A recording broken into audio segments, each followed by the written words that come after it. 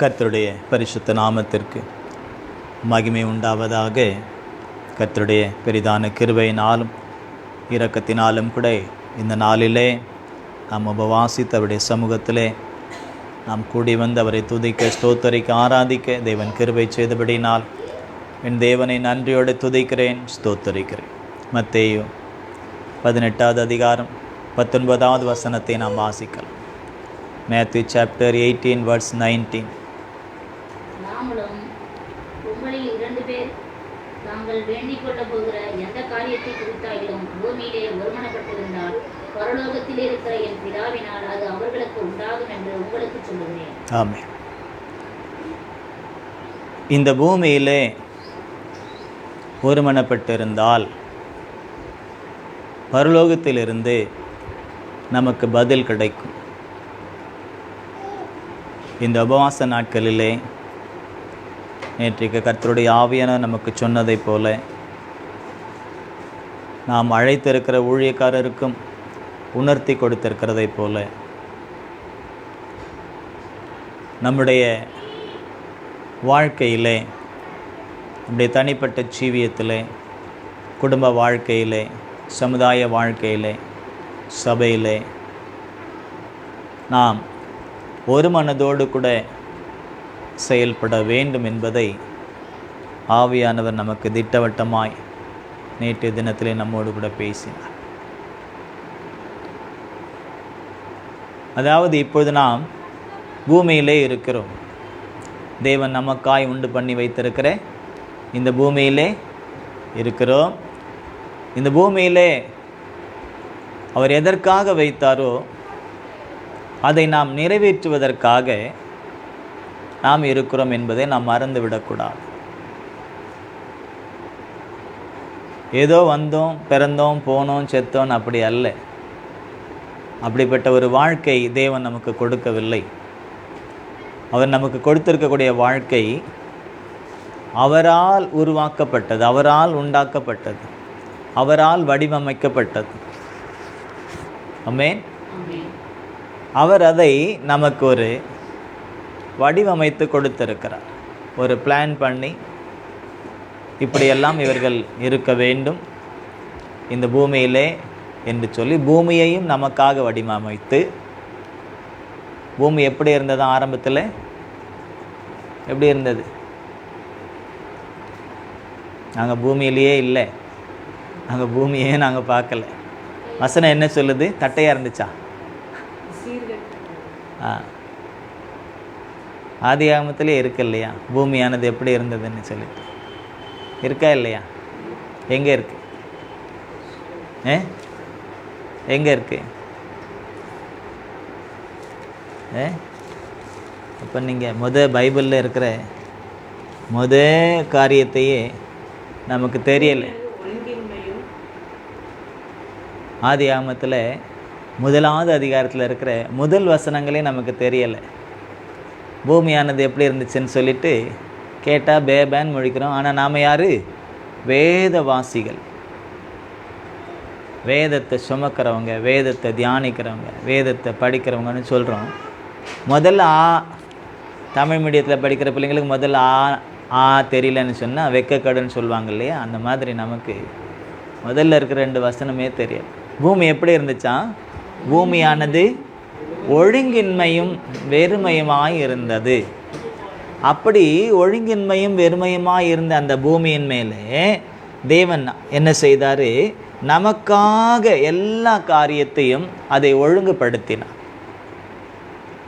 ஒழுங்கில்லாமல் இருந்த, ஒழுங்கில்லாமல் இருந்த, ஒன்றுமில்லாமல் வெறுமையாக இருந்த இந்த பூமியை தேவன் நமக்காக என்ன செய்தார்? ஒழுங்குபடுத்தினார். வெறுமையாக இருந்ததையெல்லாம் அந்த வெறுமையை நீக்கி அதில் என்னெல்லாம் நமக்காக உண்டாக்க முடியுமோ அதையெல்லாம் அவர் செய்தார். எதற்காக? அவருடைய சித்தத்தை இந்த பூமியிலே நாம் நிறைவேற்றுவதற்காக. ஆமென். இந்த பூமியிலே அவருடைய சித்தத்தை, பரலோகத்திலும் இந்த சித்தம் செய்யப்படுவதைப் போல பூமியிலும் நம்முடைய சித்தம் செய்யப்படுவதாக. அப்போ இந்த சித்தத்தை செய்வதற்கு தான் இங்கே இயேசு சொல்கிறாரு, பூமியிலே ஒருமனப்பட வேண்டும். முதல்ல நாம் பூமியில் இருக்கணும்னு தெரிஞ்சுக்கணும். எங்கே இருக்கிறோம்? நாம் விண்வெளியில் இல்லை, சந்திரனில் இல்லை, சூரியனில் இல்லை, செவ்வாயில் இல்லை, புதனில் இல்லை, வியாழனில் இல்லை, வெள்ளியிலையும் இல்லை. அதெல்லாம் நம்முடைய கிழமைகளாய் மாற்றிட்டோம். அந்த கோள்களிலே நாம் இல்லை. நாம் எங்கே இருக்கிறோம்? பூமி. தேவன் நமக்காய் வடிவமைத்து கொடுத்ததான ஒழுங்கின்மையாக இருந்த பூமியை நமக்காக சீர்படுத்தி வடிவமைத்து வெறுமையாக இருந்த பூமியில் நமக்கு வேண்டிய எல்லாவற்றையும் அவர் உருவாக்கி நம்மை அதிலே வைத்திருக்கிறார். எதற்காக என்றால் அவருடைய விருப்பத்தை, அவருடைய சித்தத்தை, அவருடைய பிளானை இந்த பூமியிலே நாம் நிறைவேற்ற வேண்டும் என்பதற்காக. அப்படி அதை நாம் நிறைவேற்றுவதற்காக நாம் என்ன செய்யணுமா? இந்த பூமியில் ஒருமனப்பட வேண்டும். ஒருமனப்பட வேண்டும். ஒருமனப்படாமல் ஒரு காரியத்தின் நம்மால் இந்த பூமியிலே செய்ய முடியாது. தேவனுடைய ஒருமைப்பாட்டை நாம் பார்க்கும் பொழுது அதே ஆதியாகமத்தை நீங்கள் எடுத்துக்கிட்டிங்கன்னா அங்கே நம்ம பார்க்குறோம் ஒரு வார்த்தை இருக்கிறது.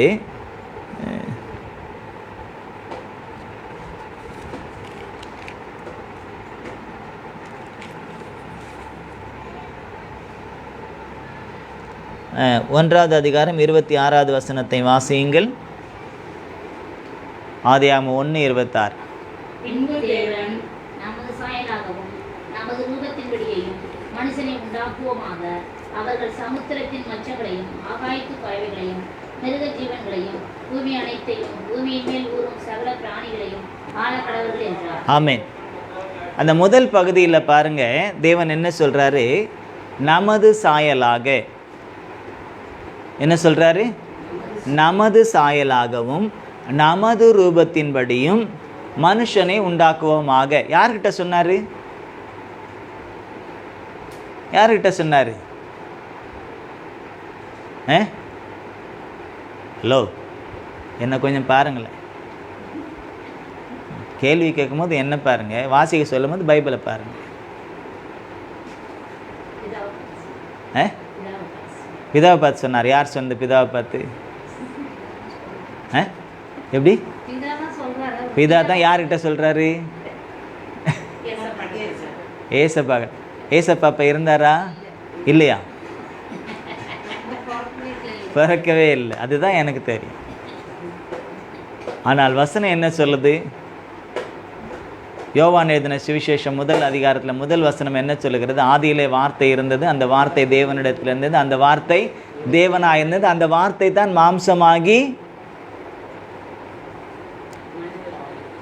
மாம்சமாகி இயேசு கிறிஸ்துவா வெளிப்பட்டார். அப்போ இயேசு இருந்தாரா இல்லையா? எப்படி இருந்தார்? வார்த்தையாக இருந்தார். அப்ப இங்க நமது, என் சாயல்னு சொன்னால் ஒரு மனுஷனை குறிக்கும். நமது என்று சொல்லும்போது அது எத்தனை பேரை குறிக்கும்? ஒன்றுக்கு மேற்பட்டவர்களை குறிக்கும். நமது சாயலாகவும் நமது ரூபத்தின்படியும் மனுஷனை உண்டாக்குவோமாக அப்படின்னு அங்கே அவர்கள் ஒருமனப்படுகிறார்கள். யார்? பிதாவாகிய தேவனும் வார்த்தையாகிய கிறிஸ்துவும் பரிசுத்தாவியான தேவன். உங்க 3 பேரும் வேறையா? இல்லை. இப்போ எனக்குள்ள என் வெளியே தோட்டத்தை பார்க்குறீங்க, அது என்ன? சரீரம். நான் பேசுறதுனால எனக்குள்ள என்ன இருக்குன்னு நினைக்கிறீங்க? உயிர், ஆவி இருக்குன்னு நினைக்கிறீங்க. அதே போல் எனக்குள்ள இன்னொன்றும் இருக்கிறது, அது என்ன? ஆத்மா. ஆமென். இப்போ இந்த சரீரத்தை நம்ம பார்க்குறோம், ஆவி ஆத்மாவை நாம் பார்க்கறதில்ல. ஆவியை நம்ம பார்க்கலனாலும் இதுலேருந்து ஆவி போயிடுச்சுன்னு சொன்னால் ஆவி இல்லை அப்படின்னு நம்ம சொல்லிடுவோம். பார்க்கறதில்ல, ஆனாலும் சொல்லும். ஆனால் இப்போ நான் 3 நபராக இருக்கிறேன்னா, 3 நபராக இருக்கேன், ஒரே நபர் தானே. எனக்குள்ளே என்ன இருக்குது? 3 விதமான காரியங்கள் இருக்கிறது. அதே போல தான் தேவனும்.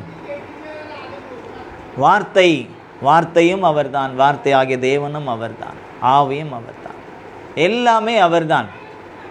அப்போது இதை இன்னும் ஒரு நம்ம 103வது சங்கீதத்தில் நம்ம வாசிக்கும் பொழுது, நம்ம அந்த சங்கீதம் 1-2 தெரியுமா? 103 எடுக்கக்கூடாது, எடுக்காமலேயே சொல்லணும். 103வது சங்கீதத்தில் 1-2 வசனம் என்ன வசனம்? நம்ம ஜெபம் முடிஞ்ச உடனே சொல்லுவோமே, என்ன வசனம் அது? ஆ ஆ அது எங்கே இருக்குது? 103வது சங்கீதத்தில் தானே இருக்குது இல்லை? டெய்லி சொல்கிறோம், ஜெபம் பண்ணிட்டு முடிக்கும் போது சொல்கிறோம், ஆராதனை முடிச்சுட்டு சொல்கிறோம், உபவாச ஜெபம் முடிச்சுட்டு சொல்கிறோம். ஆனால் எங்கே இருக்குன்னு கேட்டால் முழிக்கிறோம். வேதத்தில் தான் இருக்குது இல்லையா? சில பேர் நாசுக்காக சொல்லுவாங்க வேதத்தில் தான் இருக்குது அப்படின்ட்டு. அந்த 103வது சங்கீதம் யாருடைய சங்கீதம்? தாவீது எழுதின சங்கீதம். அப்போ அந்த தாவீது யார்கிட்ட பேசுகிறாரு? தேவன்கிட்ட பேசினார். என் ஆத்துமாவே கர்த்தரை ஸ்தோத்திரின்னு சொல்கிறாரு. யார்கிட்ட பேசினாரு? அவர்கிட்ட. அவரிடத்துல இருந்ததான ஆத்மாவினிடத்துல என்ன சொல்கிறாரு? தேவனை ஸ்தோத்தரி. எதுக்காக? அவர் செய்த சகல உபகாரங்களை நினைச்சு, அவர் செய்த நன்மைகளை நினைச்சு அவர் என்ன செய். அப்போது தாவீது சரீரத்தில், ஆவியில், ஆத்மாவில் ஒருமித்து தேவனை துதிக்கிறார். அதே போல் இங்கே தேவனிடத்தில் அந்த ஒற்றுமை, அந்த ஒரு மனதை நாம் பார்க்கிறோம்.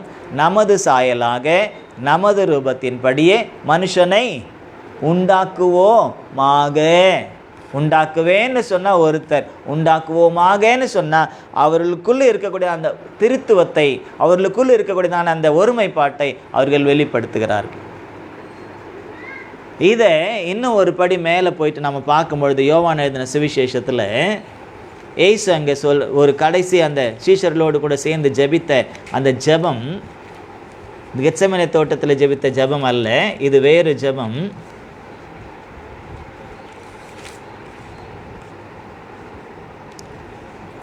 பதினேழாவது அதிகாரம்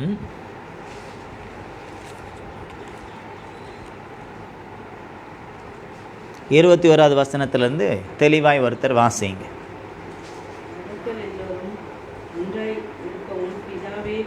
சத்தமாக வாசிக்கணும். அவர்கள் எல்லாரும்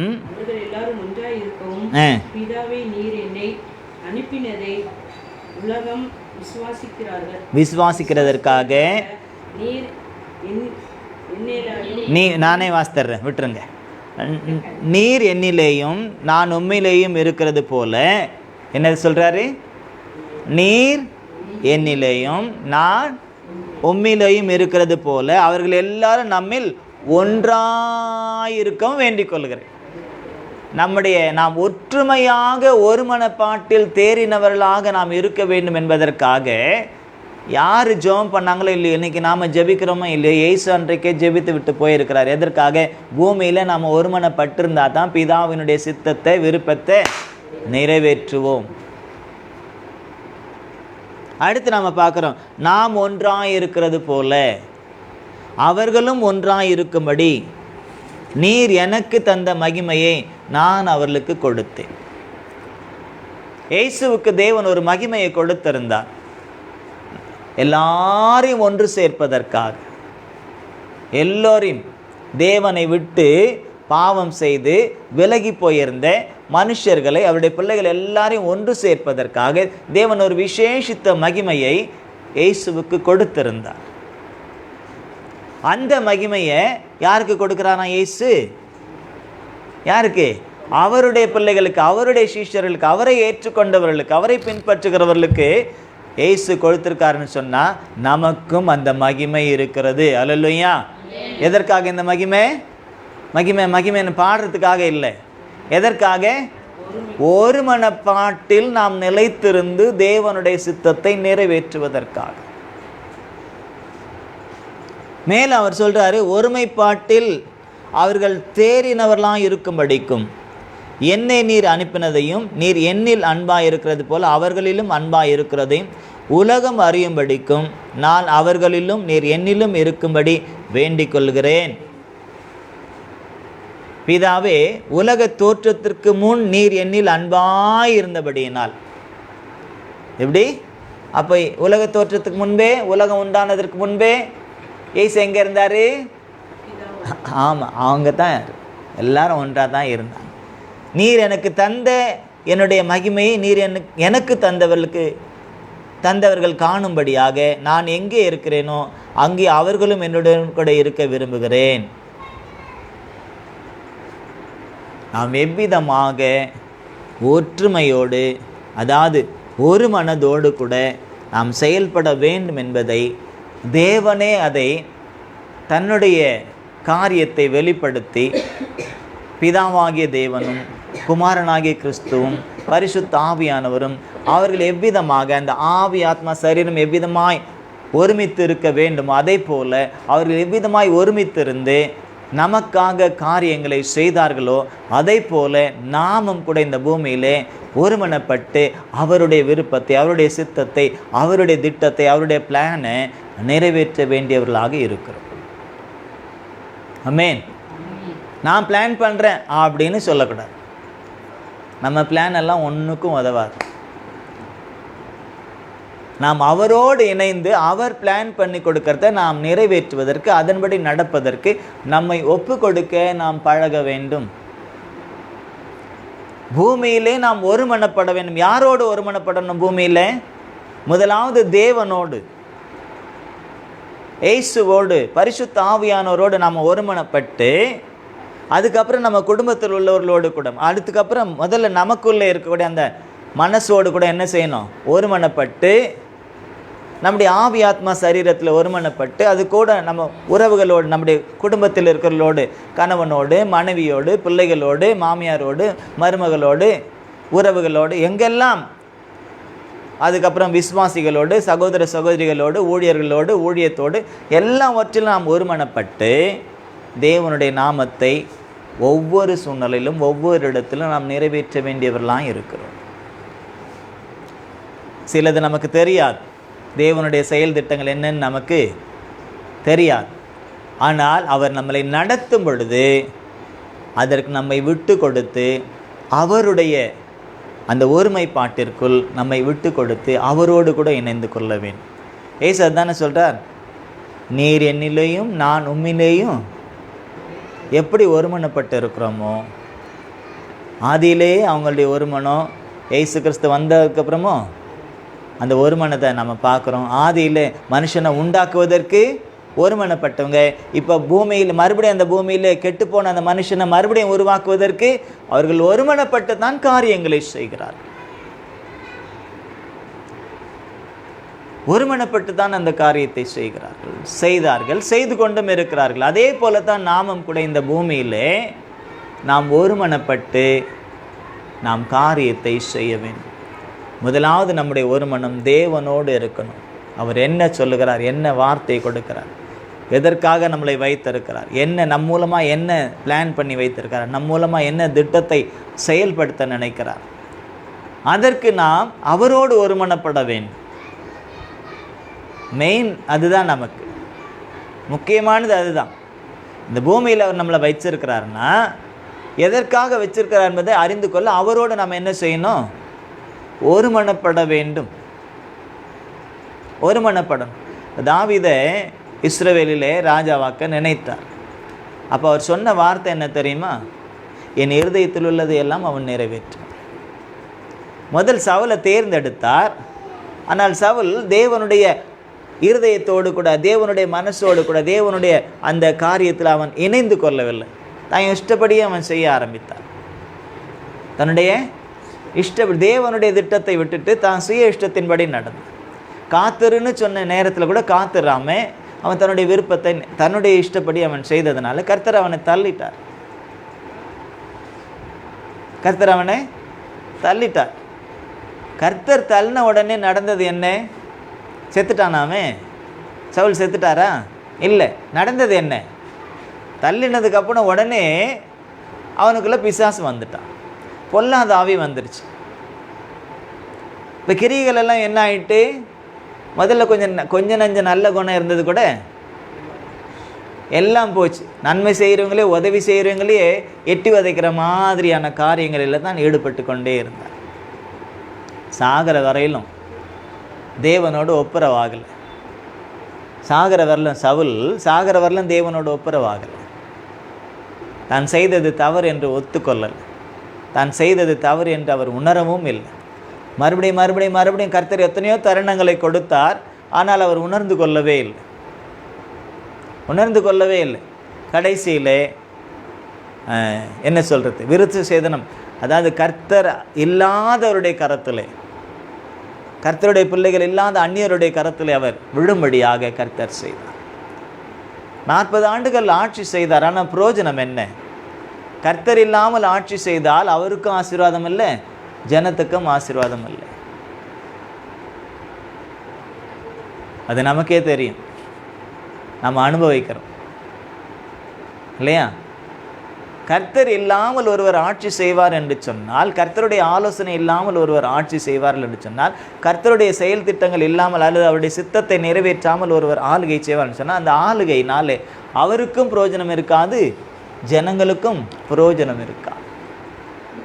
இப்போ இந்த பூமியிலே நாம் இருக்கிறோம், தேவன் நம்மை வைத்திருக்கிறார். இந்த பூமியில் இருக்கும் வரையிலும் நாம் என்ன செய்யணும்? ஒரு மனதோடு கூட செயல்படணும். ஒரு மனதோடு செயல்படணும். எங்கெல்லாம் ஒரு மனதோடு செயல்படணும்? முதல்ல நம்மளை பூமியில் வைத்த தேவனுக்கும் நமக்கும் ஒரு மனம் இருக்கும். அவருக்கு ஒரே மனம்தான் இருக்கு, ஒரே காரியத்தை தான் அவர் காரியங்களை சொல்லிக்கிட்டே இருக்கிறார், செய்துக்கிட்டே இருக்கிறார், நடத்திக்கிட்டே இருக்கிறார். நாம தான் என்ன செய்கிறோம்? வழி விலகி போகிறோம். அப்போ நாம தான் என்ன செய்யணும்? சரியாகணும். நாம தான் சரியாகணும். ஒரு நேர்கோட்டில் நம்ம நடத்துக்கிறான்னு சொன்னால், திடீர்னு நம்ம இந்த பக்கம் திரும்பி இல்லை இந்த பக்கம் திரும்பி அப்படி நம்ம போகிறோன்னு சொன்னால் அது நம்முடைய தவறு. அப்போ நாம் தான் என்ன செய்யணும்? சீர்பொருந்த வேண்டும். வசனம் சொல்லுது இல்லையா, அவர் உங்களை சீர்படுத்தி ஸ்திரப்படுத்தி பலப்படுத்தி நிலைநிறுத்துவாராகன்னு பேதுரு தன்னுடைய நிருபத்தில் எழுதுகின்றார். அப்போ அவர் சீர்படுத்துவதற்கும் ஸ்திரப்படுத்துவதற்கும் பலப்படுத்துவதற்கும் நம்மளை நிலைநிறுத்துவதற்கும் நாம் அவருடைய கரத்திலே நம்மை ஒப்பு கொடுக்க வேண்டும். அப்படி கரத்திலே நம்மை ஒப்பு கொடுக்க வேண்டும். அப்போ இந்த பூமியிலே நாம் ஒருமனப்பட வேண்டியது முதலாவது, நாம் தேவனோடு முதலாவது நம்ம பூமியில் இருக்கிறோம். இங்கே அவரோடு ஒருமனப்பட்டால் தான் பரலோகம் போக முடியும். இங்கே இருந்து நாம் அவரோடு கூட ஒருமனப்படலைன்னு சொன்னால் பரலோகம் நம்மளால் போக முடியாது. இயேசு கிறிஸ்து அதற்கு ஒரு நடைமுறையை நமக்கு காண்பித்து போயிருக்கிறார். ஐயோ, தேவன் பரலோகத்தில் இருக்கிறாரு, நான் பூமியில் இருக்கிறேன், அவரை போல் என்னால் அவர் செய்யக்கூடிய காரியங்களெல்லாம் என்னால் செய்ய முடியாது, அவரை போல் நடக்க முடியாது, அவருடைய வார்த்தைகள் மீது செயல்பட முடியாது, பூமி வேறு பரலோகம் வேறு நம்ம சொல்ல முடியாது. ஏன்னா அதனால தான் இயேசுவை அவருடைய வார்த்தை என்ன செய்தார்? மாம்சமாய் அனுப்பி வைத்து 33.5 ஆண்டு காலங்கள் என்ன செய்தார்? நம்மோடு கூட அந்த வார்த்தையை மாம்சத்திலே நடக்க வைத்து ஒரு மனுஷன் எப்படியெல்லாம் நடக்க வேண்டும் என்பதை காண்பித்து விட்டு போயிருக்கிறார். ஏசு அந்த 33.5 ஆண்டு காலங்கள் மாம்சத்தில் சரீரத்தில் இருந்த பொழுது அவர் பிதாவோடு ஒருமனப்பட்டிருந்தார். அப்போ எந்த மனுஷனும் சொல்ல முடியாது, ஐயோ மாம்சத்தில் எங்களோடு கூட பிதாவோடு ஒருமனப்பட முடியாதுன்னு யாரும் சொல்ல முடியாது. யாரும் சொல்ல முடியாது. சொல்ல முடியுமா? ஏன்னா நம்மை போலவே அவர் பாடுள்ள மனுஷனாக இந்த பூமியில் காணப்பட்டார் என்று நாம் பார்க்கிறோம். நமக்கு என்னெல்லாம் உபத்திரம், என்னெல்லாம் தலைவலி வருதா, வயிற்று வலி வருதா, பசி வருதா, தாகம் வருதா, தூக்கம் வருதா, எல்லாமே யாருக்கு இருந்தது? மாம்சத்தில் வெளிப்பட்ட தேவனாகிய இயேசுவுக்கு இருந்தது. ஏன்னா நம்ம யாரும் ப்ளேம் பண்ண முடியாது. எங்கள் வலி வேதனை உங்களுக்கு தெரியுமா? நீர் தேவன், உங்களுக்கு தெரியுமா? ஆனால் அவருக்கு தெரியும். வலின்னா என்னென்னு தெரியும், வேதனைனா என்னென்னு தெரியும், துன்பம்னா என்னென்னு தெரியும், தொல்லைன்னா என்னென்னு தெரியும், கலகம்னா என்னென்னு தெரியும், முதுகில் குத்துறதுனா என்னென்னு தெரியும், புறம் பேசுறதுனா என்னென்னு தெரியும். கூடவே இருந்து சாப்பிட்டுட்டு கொண்டுட்டு தன்னுடைய பொக்கிஷத்தெல்லாம் கையில் வச்சுட்டு இருந்து கூட தன்னை காட்டி கொடுத்தது யாருன்னு எல்லாமே அவருக்கு, அந்த துரோகம் எல்லாம் என்னென்னு அவருக்கு நல்லாவே தெரியும். நமக்கெல்லாம் ஒன்றுமே ஏற்படலை. அந்த மாதிரி இருக்கா? இல்லை, நமக்கெல்லாம் அப்படியெல்லாம் எதுவும் ஏற்படலை. ஆனாலும் நம்ம சலிச்சுக்கிறோம், ஐயோ எங்களை மாதிரி எனக்கு மாதிரி எந்த விதமான கஷ்டம் வேறு யாருக்கும் இல்லை அப்படின்னு. எல்லாவற்றையும் அவர் அனுபவித்திருக்கிறார். எல்லாவற்றையும் அவர் நமக்காகத்தான் அதை செய்தார். நமக்கு ஒரு டெமோ காண்பிச்சு தான் போயிருக்கார். இதெல்லாம் இருந்தாலும் கூட தேவனோடு ஒரு மனதோடு கூட நாம் ஜீவிக்க முடியும். சில நேரத்தில் நம்ம சொல்கிறோம்ல, எல்லாரும் இருந்தும் கூட யாரும் இல்லாத மாதிரி இருக்கும், சொல்கிறோமா இல்லையா? வீடு நிறைய ஆள் இருந்தால் கூட தனிமையாக நான் கூட சில நேரத்தில் ஃபீல் பண்ணுவேன். ஏன்னா நான்லாம் தூங்கும் போது, அப்போ பிள்ளைங்க சின்னதாக இருக்கும்போது என்னை சுற்றி பிள்ளைங்க இருப்பாங்க. இந்த பக்கம் ஒரு 3, அந்த பக்கம் ஒரு 3, இந்த பக்கம் 1 அப்படின்னு சொல்லிட்டு சுற்றி ஒரே ரூமில். அப்போ நாங்கள் 7 பேரும் தூங்கின ரூம் அந்த உள் ரூம் தான். பெரிய ஹாலில் கூட இல்லை, அந்த உள்ரூமில் தான். அப்புறம் இப்போ எல்லாரும் ஒரு மூலையில் இருக்கிறாங்க. எல்லாரும் ஒவ்வொரு மூலையில் இருக்காங்க. நைட்டில் தனிமையாக தான் இருக்கிறேன். அப்போ யோசிக்கிறேன், எங்கே போச்சு இதெல்லாம்?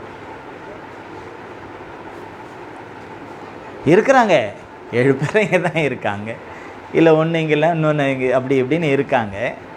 ஆனாலும் அந்த கூடவே இருந்துட்டு அதை நாம் பார்க்கும் பொழுது நமக்கு ஒரு வெறுமை தோன்றுகிறது. இயேசு கூட அப்படி ஒன்று நடந்து அவருடைய வாழ்க்கையில் வந்தது. 12 சீஷர்களும் கூடவே இருந்தாங்க, ஏராளமான ஜனங்கள் கூடவே இருந்தாங்க, அப்பம் சாப்பிட்டவங்க, தண்ணீர் குடித்தவங்க எல்லாரும் கூடவே இருந்தாங்க. எத்தனை ஜனங்கள் இருந்தாங்க, அவர் பின்தொடர்ந்துக்கிட்டே இருந்தாங்க இல்லையா? அவருக்கு சாப்பிட்றதுக்கு கூட நேரம் இல்லையா, தூங்குறதுக்கு கூட நேரம் இல்லாத அளவுக்கு ஜனங்கள் சூழ்ந்து கொண்டே இருந்தாங்க. ஆனால் அதெல்லாம் கடைசி வட்டம் வருமானு பார்த்தா இல்லை. ஆனால் இயேசு சொன்னார், நீங்கள் எல்லாரும் என்னை தனியை விட்டு போகக்கூடிய காலம் வரும். நீங்கள் எல்லாரும் என்னை தனியை விட்டுட்டு போகக்கூடிய காலம் வரும். ஆனால் நான் தனித்திறேன், நானும் பிதாவும் ஒன்றாயிருக்கிறேன். ஆமென். இந்த வார்த்தை தான் எனக்கும் ஆறுதல். இந்த வார்த்தை தான் கர்த்தருடைய பிள்ளைகள் எல்லோருக்குமே ஆறுதல். ஏன்னா யார் எப்போ எப்படி போவாங்கன்னு நமக்கு தெரியாது. என்னுடைய தாய் அவங்கள விட்டு பிரிஞ்சது நான் ரொம்ப ரொம்ப குறைவு. கடைசி காலத்தில் தான் இல்லாமல் போச்சு, எனக்கு பக்கத்தில் இல்லாமல் போயிட்டேன். எனக்கு நினைவு தெரிஞ்சு எனக்கு 12-14 வயசு வரலும் அவங்க கூடவே தான் படுத்து வராங்கண்ணே. எங்கள் அப்பா திட்டுவார், இவ்வளோ பெருசாகிட்டு கூட நான் அம்மா கூடவே படுக்கணுமா, அவனுக்கு அம்மா கூட தானே படுக்கிறேன்.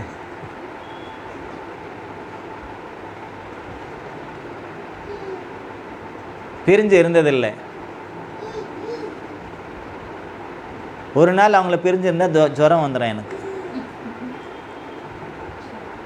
ஒரு நாள் என்னை சொல்லியிருக்காங்க. அது நிஜத்திலே நானும் புத்தி தெரிஞ்சதுக்கப்புறமும் பார்த்துருக்கேன். எனக்கு புத்தி தெரியாததுக்கப்புறம் முன்னே என் அண்ணனுக்கு யாருக்கு உடம்பு சரியில்லைன்னு அவங்க ஹாஸ்பிட்டலில் கொண்டு போய் அங்கே வச்சு பார்த்துருந்தப்போ 2-3 நாள் அவங்க இல்லாதனால என் உடம்பு ஊதி போச்சான். என்னுடைய உடம்பு ஊதி போச்சு. அப்பா நினச்சிக்கிட்டார், நம்ம நல்லா கொடுக்குறோம் ஆகாரத்தினால மகன் கொஞ்சம் நல்லா புஷ்டி ஆகிட்டோம்லான்னு.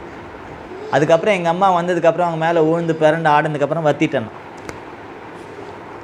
அப்போ தான் சொன்னாங்களா, அம்மா மேலே இருக்கிற ஏக்கம் அது இன்னும் போகலைங்க.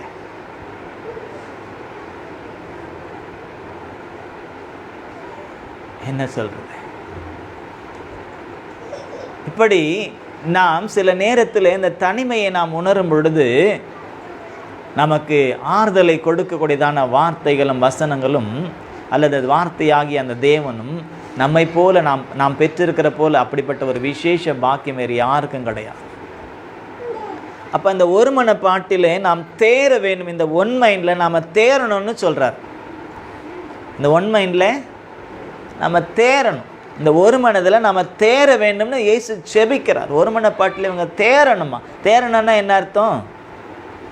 ஜெயம் சிறக்கணும், ஜெயம் சிறக்கணும். அப்போது நம்முடைய அந்த ஒரு மனம் இந்த பூமியிலே முதலாவது நம்மை உருவாக்கி நம்மளை சிருஷ்டித்து இந்த பூமியையும் நமக்காக சிருஷ்டித்து அதில் நமக்கு வேண்டிய எல்லா ஆசீர்வாதங்களையும் வைத்து நம்மளை வைத்திருக்கிற தேவனோடு கூட நம்ம எப்போதும் நல்மனம் பொருந்தியவர்களாக இருக்க வேண்டும். ஒரு மனதவன் அப்படின்னா அவருடையதைத்தான் நான் நிறைவேற்றி அந்த பூமியில் இருக்கிறேன்ற அந்த ஏகோபித்த அந்த சிந்தனை நமக்கு வேண்டும். நம்ம மனசு அதுதான். இயேசு சொல்கிறார் இல்லையா, எல்லாரும் என்னை விட்டு போயிட்டாலும் கூட நான் தனித்திறேன், பிதா என்னோடு இருக்கிறேன். யாரெல்லாம் பார்த்து சொன்னார்? முதல் அழைத்த பேதுரு, அவர் மார்பிலேயே சாய்ந்து கொண்டிருந்த அன்பான சீஷன் யோவான் இல்லையா? இந்த 12 சீஷர்களையும் பார்த்து தான் சொன்னார். இன்னும் நிறைய சீஷர்கள் இருந்தாங்க. இது தேர்ந்தெடுக்கப்பட்ட சீஷர்கள். இன்னும் எவ்வளோ சீஷர்கள் இருந்தாங்க. பின்பற்றின ஜனங்கள் எவ்வளோ, அற்புத அடையாளங்களை பெற்றவங்க எவ்வளோ இருந்தாங்க. ஆனால் எல்லாரையும் பார்த்து தான் அவர் சொல்கிறாரு, எல்லாரும் விட்டுட்டு போயிடுவீங்க, ஆனால் நான் தனியாக இல்லை, நானும் பிதாவும் ஒன்றாயிரும். ஏன்னா அந்த ஒன் மைண்ட் அவங்களுக்குள்ளே இருக்குது. எல்லா சூழ்நிலையிலும் அவங்க விட்டு விலகி போகிறதில்லை. எந்த சூழ்நிலை, சில பேர் துன்பம் பிரச்சனை வரும்போது விட்டுட்டு விலகி போயிடுவாங்க. என்ன செய்வாங்க? பிரச்சனை வரும்போது நல்ல கையில் நிறைய பணம் இருக்கும்போது சுற்றி சுற்றி ஆள் இருக்கும். இல்லாத போது ஏன்னு கேட்க கூட மாட்டாங்க, ஃபோன் கூட பண்ண மாட்டாங்க, எப்படி இருக்கீங்கன்னு கூட கேட்க மாட்டாங்க. அதே இருக்குதுன்னு தெரிஞ்சால் சொல்லுவாங்க இல்லையா, இனிப்பு இருந்தால் என்ன வரும், எறும்பு வரும், ஈயம் வரும். அந்த மாதிரி இருக்குதுன்னு தெரிஞ்சால் நம்மளை சுற்றி வந்துடுவாங்க. இல்லைன்னு தெரிஞ்சால் எங்கே போவாங்கன்னு தெரியாது. அதெல்லாம் சரியான ஒரு நிலைப்பாடு அல்ல. அப்போது இந்த ஒரு மனம் பாட்டிலே, இந்த ஒன் மைண்டில் நாம் நிலைத்திருக்க வேண்டும் என்று தேவனாகிய இயேசு கிறிஸ்து விரும்புகிறார். ஆதியிலே அவருடைய ஒருமைப்பாட்டை நாம் பார்க்கும் பொழுதும், இயேசு கிறிஸ்து வந்தபொழுது அவருடைய ஒருமைப்பாட்டை பார்க்கும் பொழுதும், நாம் எவ்விதமாக இந்த பூமியிலே நாம் ஒருவருக்கொருவர் ஒருமைப்பாட்டிலே நிலைத்திருக்க வேண்டும் என்பதை அவர் காண்பித்திருக்கிறார். அதற்காக அவர் செபித்தும் இருக்கிறார். அந்த ஜெபங்கள் வீண் போகக்கூடாது, அது வீண் போகவும் போகாது. அதனால்தான் ஆவியானவர் அவ்வப்பொழுது இந்த வார்த்தைகளை எல்லாம் நமக்கு நினைவுபடுத்தி கொண்டே இருக்கிறார், நினைவுபடுத்தி கொண்டே இருக்கிறார். இந்த பூமியிலே நாம் ஒருமனப்படலைன்னா பரலோகம் போக முடியாது. அப்போ ஒருமனப்படணும். முதலாவது தேவனோடு, ரெண்டாவது நமக்குள்ளவே நம்ம என்ன செய்யணும், நமக்குள்ளவே நம்ம என்ன செய்யணும், ஒருமனப்படணும். நம்முடைய ஆவி ஆத்மா சரீரத்தில் நமக்குள்ள ஒருமனம் இருக்கும். அடுத்து நம்முடைய குடும்பத்தில், சபையில் தேவன் எங்கெங்கெல்லாம் ஒருமனப்பட வேண்டும் என்று விரும்புகிறார் அங்கெல்லாம் நாம் என்ன செய்யணும், ஒருமனப்பட்டவர்களாய் நாம் நடக்க வேண்டும்.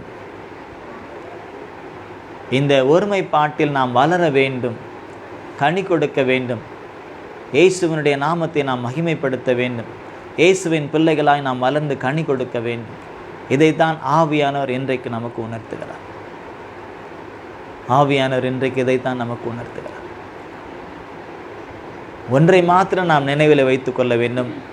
ஒருமனப்படவில்லை என்றால் பூமியிலே எந்தெந்த காரியத்திலெல்லாம் நாம் ஒருமனப்பட வேண்டும் என்று வேதம் சொல்லுகிறதோ, அல்லது இயேசு கிறிஸ்து சொல்லியிருக்கிறாரோ, அல்லது தேவன் நமக்கு தீர்க்கதரிசிகள் மூலமாக, அல்லது முற்பிதாக்கள் மூலமாக, அல்லது அப்போஸ்தலர்கள் மூலமாக, அவருடைய சீஷர்கள் மூலமாக, பரிசுத்த ஆவியானவர் யார் மூலமாக எல்லாம் நமக்கு உணர்த்தி இருக்கிறாரோ, அல்லது நமக்கு அடைய கரத்தில் கொடுக்கப்பட்டிருக்கிறதோ, அதிலெல்லாம் நாம் என்ன செய்யணும், ஒருமனப்பட வேண்டும், ஒருமனப்பட வேண்டும். அப்படி ஒருமனப்பட்டு அவருடைய நாமத்தை மகிமைப்படுத்தும் பொழுது அது நமக்கும் ஆசீர்வாதம், நம்மை சுற்றி இருக்கிறவர்களுக்கும் ஆசீர்வாதம், நம்முடைய பின் சந்ததிக்கும் அது ஆசீர்வாதத்தை கொடுக்கும். ஆசீர்வாதம் மாத்திரமல்ல, ஒரு பெரிய ஒரு சந்தோஷத்தை கொடுக்கும், சமாதானத்தை கொடுக்கும். ஒரு நித்திய வாழ்வு நமக்கு இருக்கிறது என்றதான அந்த ஒரு பெரிய ஒரு என்ன சொல்கிறது, அது ஒரு பெரிய ஒரு நம்பிக்கையை அது நமக்கு கொடுக்கும். எது? ஒரு மனம். நம்ம ஜெபிக்கக்கூடிய காரியமாக இருந்தால் கூட தேவனிடத்தில் நம்ம ஜெபிக்கணும். அப்போ நம்ம ஒருமனப்படணும். முதலாவது தேவனோடு ஒருமனப்படணும். ரெண்டாவது நமக்குள்ளே இருக்கக்கூடிய ஆவி ஆத்மா சரீரத்தில் நம்ம ஒருமனப்படணும். தனிப்பட்ட ஜீவியத்தில் நான் சொல்கிறேன். முதலாவது தேவனோடு, அதுக்கப்புறம் நம்முடைய ஆவி ஆத்மா சரீரத்தோடு ஒருமனப்பட்டு சேர்ந்து நாம் ஜெபிக்கும் பொழுது தான் வசனம் சொல்லுகிறது, நாம் ஏற்றபடி இன்னதென்று வேண்டிக் கொள்ள அறியாது இருக்கிறபடினாலே ஆவியானவர் தாமே வாக்கு கடங்காத பெருமூச்சுகளோடு நமக்குள்ளே இருந்து வேண்டுதல் செய்கிறார் என்று. அப்போ வேண்டுதல் அவர் செய்கிறபடினால அவரோடு நாம் ஒருமனப்பட வேண்டும்.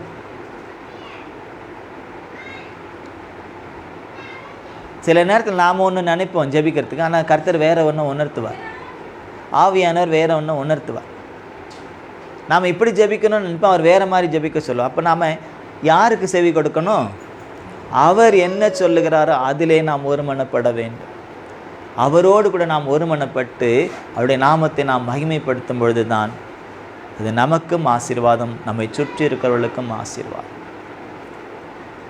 இயேசு ஒருமனப்பட்டதினால்தான் இன்றைக்கு நமக்கு ஒரு கிறிஸ்தவ வாழ்க்கை நமக்கு கிடைத்திருக்கிறது. தேவனோடு அவர் ஒருமனப்பட்டு, ஆதாம் தேவனோடு ஒருமனப்படவில்லை, ஏவாள் புருஷனோடு ஒருமனப்படவில்லை, தேவனோடும் ஒருமனப்படவில்லை. மாறிட்டே வருது பாருங்க. முதல் ஆதாம் தேவனோடு ஒருமனப்படலை, ஏவாள் தேவனோடு ஒருமனப்படலை, புருஷனோடு ஒருமனப்படலை, தன்னோடும் கூட ஒருமனப்படலை. அதற்கு பிற்பாடு வந்த சந்ததிகள் தாய் தகப்பனோடும் ஒருமனப்படலை, பிள்ளைகள் சகோதர சகோதரர்களுக்குள்ளும் ஒருமனப்படலை, தேவனோடும் கூட ஒருமனப்படலை, தங்களுக்குள்ளும் கூட. அப்போ பாருங்கள் எப்படி மாறிக்கிட்டே போகுது, எப்படி வளர்ந்துக்கிட்டே. ஒருமைப்பாட்டில் வளர்கிறதுக்கு பதிலாக ஒற்றுமை இல்லாமல், அந்த ஒருமனம் இல்லாமல் பிசாசின் கிரியைகள் வளர்ந்து கொண்டு வருவதை நாம் பார்க்கிறோம்.